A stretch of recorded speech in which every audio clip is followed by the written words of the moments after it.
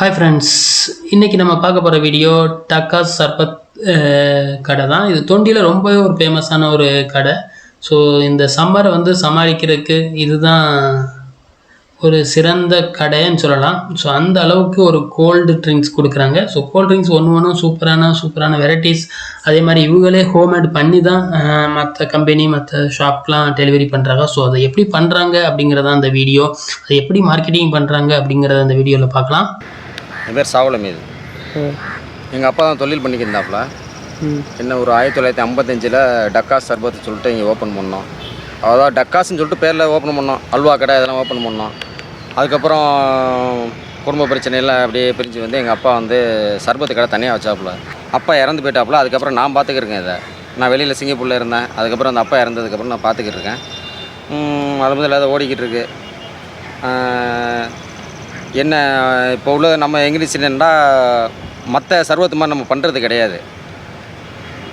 எப்படின்னா இதில் நம்ம என்னடா புதினா,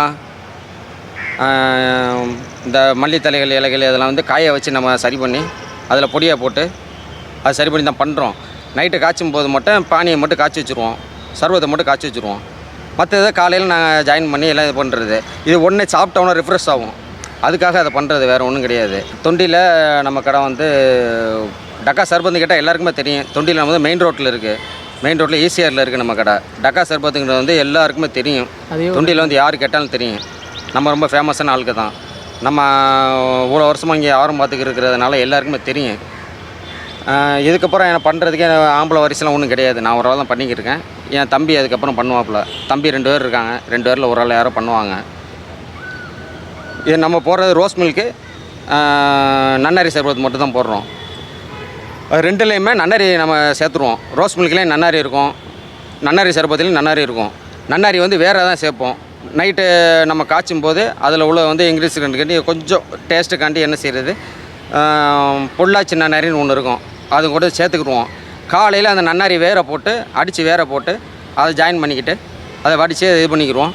மற்றபடி இந்த புதினா அது இதெல்லாம் எல்லாம் இது பண்ணி காஞ்சதெல்லாம் எல்லாத்தையும் எடுத்து அதையும் எடுத்து அதில் ஜாயின் பண்ணிக்கிடுவோம். ஜாயின் பண்ணி எடுத்து வடித்து கொடுக்குறது.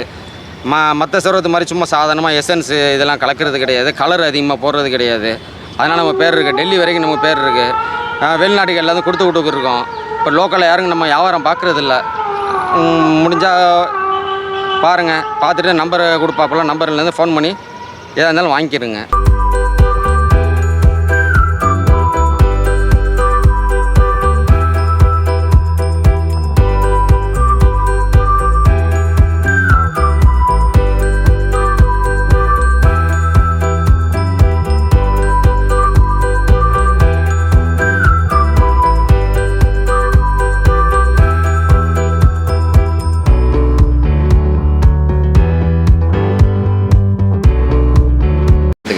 ஒரு 1 year 2 year நம்ம டைம் கொடுக்கலாம். இது ஊற்றணும்டா.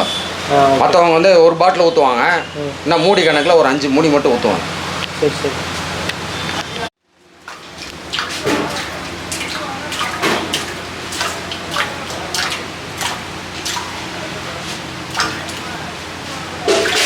என்னது ரோஸ் வாட்டரா? இல்லை, இது எப்படின்னா கெட்டியாகாமல் இருக்கிறதுக்காக. இப்போ காய்ச்சி வச்சுட்டோம்னா காலைல கெட்டியாயிரும், இந்த பானி கெட்டியாயிரும். அதுக்காக இது போடுறது. அதாவது புளிப்புன்னு சொல்லுவாங்க. இது 2 லெமன்லேருந்து எடுக்கிறது. லெமன் சால்ட்டா? நம்ம லெமன் சால்ட். இது தனியாக பேச சொல்லுங்கள். சரி, இது 50 கிலோவுக்கு 1 பாட்டில் தான் யூஸ் பண்ணுவோம். ஆனால் 2 பாட்டில் யூஸ் பண்ணோம். ஆக்சுவலாக நம்ம நேச்சுரலாக இருக்கிறதுக்காண்டி என்ன செய்கிறது, எக்ஸ்ட்ரா ஒரு 1/4 கிலோ தனியாக உள்ள வேறு நன்னாரி வேறு தனியாக யூஸ் பண்ணிக்கிறோம். காலையில் யூஸ் பண்ணுவோம். அது காலையில் போட்டு அதை யூஸ் பண்ணுவோம். காய்ச்சி அதில் ஊற்றிக்கிறோம். சும்மா ஃப்ளேவருக்காண்டி இது போட்டுக்கிறது, வேறு ஒன்றும் இல்லை.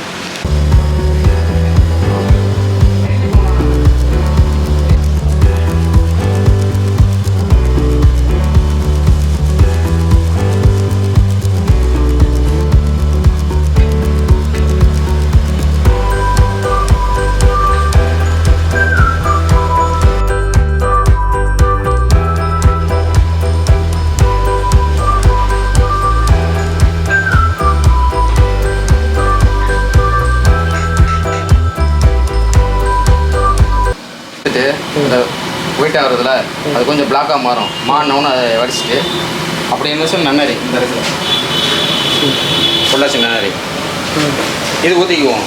ஊற்றிட்டு வேர் போட்டுக்குவோம். நன்னரி வேர் இருக்கு.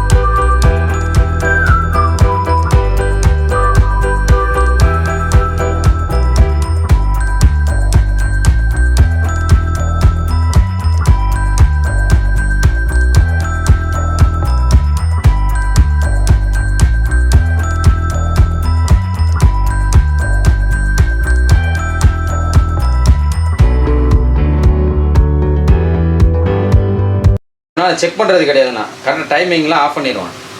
செக் பண்ண மாட்டேன். சும்மா செக் பண்ணுறது அந்த வேலையெல்லாம் கிடையாது. கரெக்டாக 1 மணி நேரத்துக்கு அப்புறம் எடுத்துகிட்டு 25 கிலோக்கு வந்து அரை மணி நேரம் கணக்கு எனக்கு. கூட ஒரு 100 கிலோ போட்டேன்டா 100 கிலோண்டா 2 மணி நேரம் கேஸ் ஓட்டணும். சிலிண்டர் 2 மணி நேரம் ஓட்டணும். எனக்கு ஒரு சிலிண்டர் வந்து 400 கிலோக்கு வரும். எனக்கு ஒரு சிலிண்டர் 400 கிலோவில் சிலிண்டர் ஓடும். சின்ன சிலிண்டர் தான், வெளியில் வாங்குறது தான். இல்லை பெரிய சிலிண்டர் வாங்கினோட பெரிய சிலிண்டர் ரேட்டு கூட, அதனால வாங்குறதெல்லாம் வெளியில் வாங்கிட்டு அதெல்லாம் ஓட்டுறது. ஒரு சின்ன சிலிண்டர் இருந்துச்சுன்னா ஒரு 4 மூடை ஜீனி ஓடும். அதாவது 4 மூணா 400 கிலோ ஜீனி ஓடும். பெரிய சிலிண்டராக இருந்துச்சுன்னா ரொம்ப கம்மியாகும். ஏற்கனவே அந்த சிலிண்டரோட கெப்பாசிட்டி கீழே கம்மியாகும் போது அடுப்பு அதிகமாக எரியாது. சின்ன சிலிண்டருக்கு அதிகமாக எரியும். அது கரெக்டாக எரிஞ்சிக்கிட்டே இருக்கும். அதுக்காக சின்ன சிலிண்டர் மட்டும் யூஸ் பண்ணிக்கிறதுண்ணா.